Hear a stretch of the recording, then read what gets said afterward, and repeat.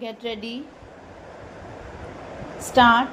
I should therefore, like Parliament, to remember these basic things. Here is something that is proposed, which in effect clarifies and elucidates the Constitution and brings it completely in line with what the makers of the Constitution intended. Unfortunately, they did not do so in clear enough language, and therefore the courts have interpreted it differently.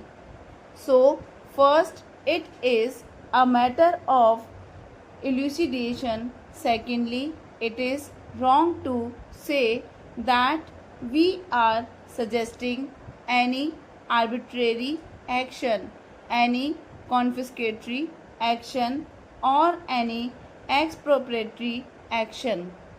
In fact, the Constitution has said that there should be compensation by law, but it is true that the quantum of compensation will be determined by the legislature. I cannot say offhand what in a particular case the legislature might do, but by and large, if you have to govern this country democratically, you have to trust the legislature not only in this but in 100 other matters of far greater moment.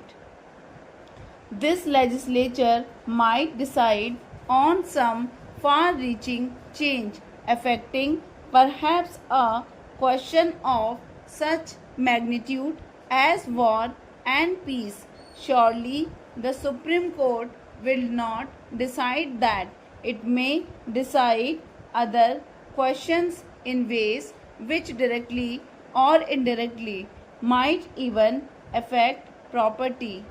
All kinds of decisions may be taken which will have a powerful effect on our social and economic structure, and for example on planning, but it is the legislature's will that is bound to prevail in such matters. There is no way out of it.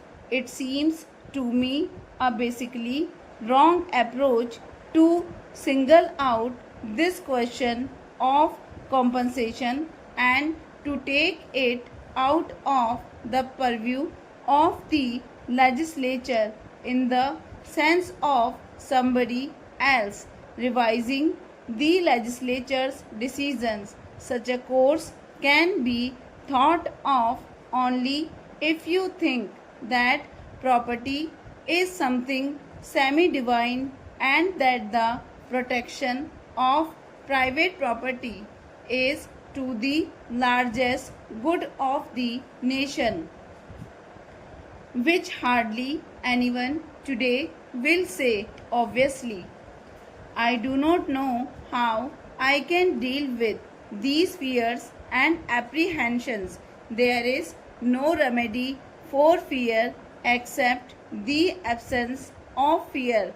Today, in the larger world context, nations are afraid, and because they are afraid, they often say and do the wrong things. Things thus get worse. I do not know what we shall do about it in the international spheres.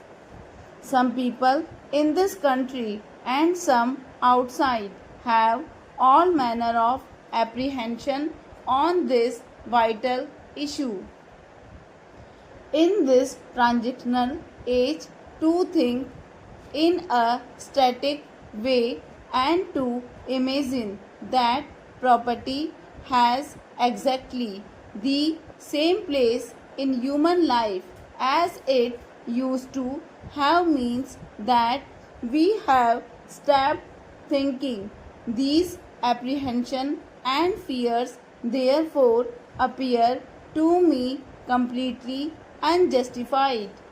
Far greater developments and disasters might suddenly confront the world, and in this context, for somebody to be afraid of some mill